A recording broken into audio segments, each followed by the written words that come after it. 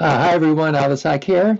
I have a video for you today. I had a request about going over my notes to the book The Body Keeps the Score by Bessel van der Kolk from 2014.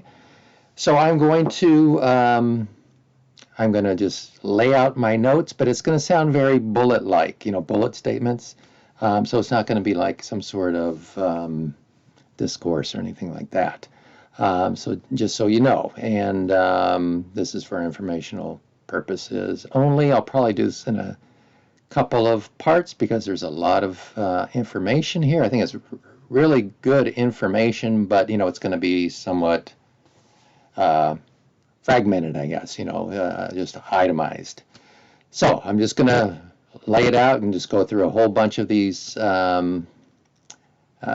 little bullet points that I took down when I was reading the book a few years ago. So here we go. Deal with trauma by one, top down. That would be like by talking, cognitive sort of thing. Two, medication. And three, bottom up. And that would be like meditation, breathing, things like that. Those with PTSD develop a chronic vigilance for and sensitivity to threat. In the book, there's an article that's referenced from 1974 called Patient Reports Atrocities, so you can just look that up on, you can do a Google search. Now, more than half the people that seek psychiatric care have been assaulted, abandoned, neglected, or even raped as children. Okay, this is from the book now. DSM-3, which came out in 1980, acknowledged that the diagnostic system was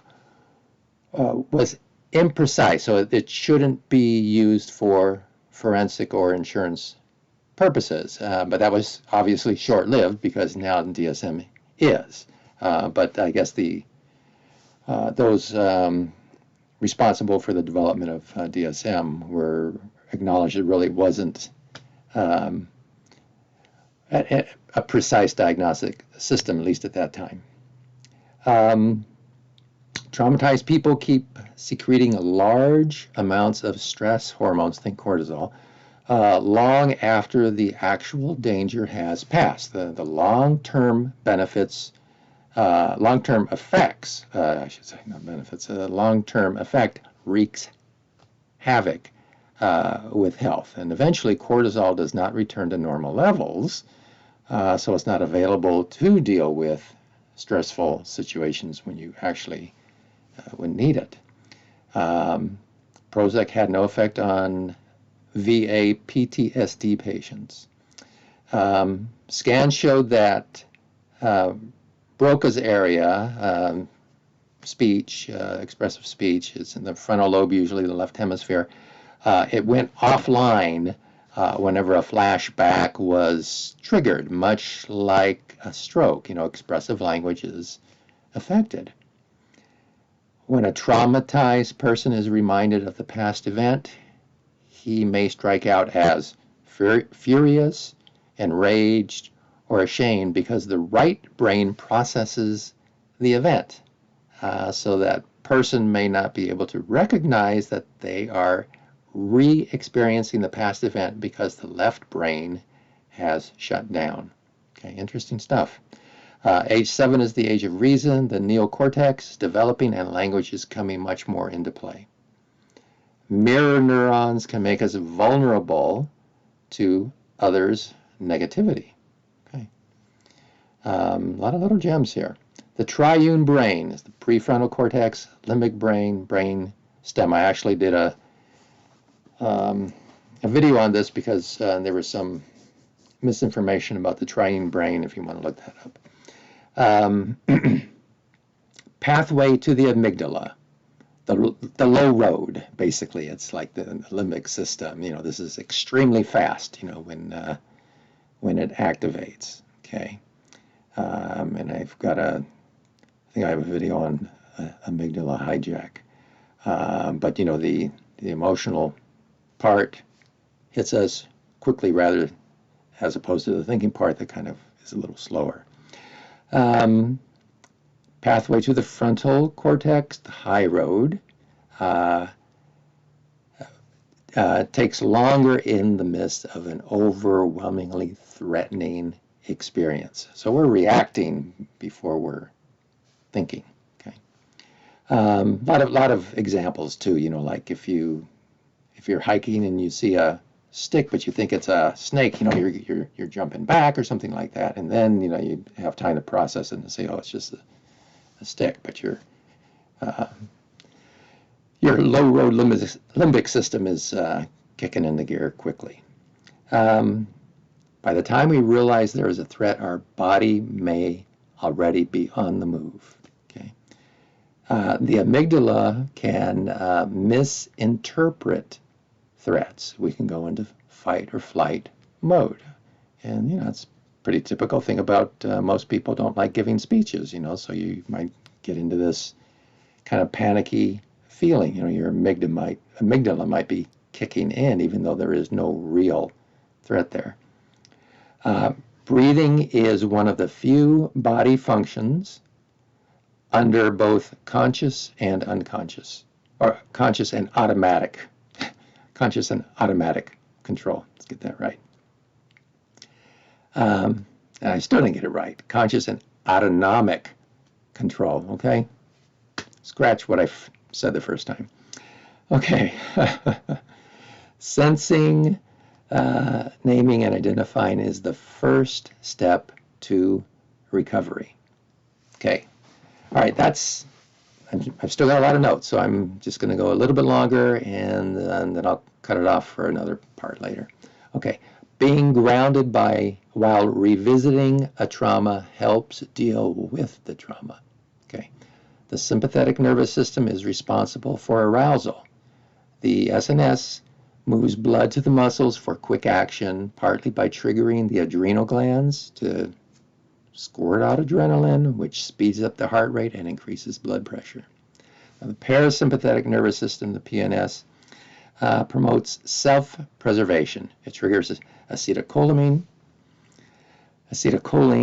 and to put a brake on arousal, slowing the heart and relaxing muscles and slowing breathing. Okay. Now, when you're breathing in, you activate the SNS, and then when you breathe out, you activate the PNS, okay, the parasympathetic nervous system. So pay attention to your out breath, you know, if you want to calm down. That's real important. Okay, and then the SNS and PNS are part of the autonomic nervous system.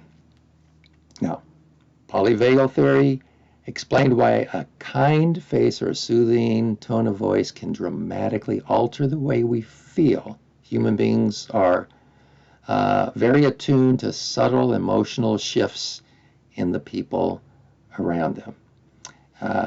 We find that almost all mental suffering involves either trouble in creating workable and satisfying relationships or difficulty in regulating arousal. Has a lot of information here. The social engagement system depends on nerves that have their origin in the brain stem regulatory centers, primarily the vagus nerve. Alexithymia. This is Greek for not having words for feelings, and many traumatized people cannot describe what they are feeling because they cannot identify what their physical sensations mean. Now, depersonalization, this is like, you know, you feel disconnected from your body. This is common during traumatic experiences.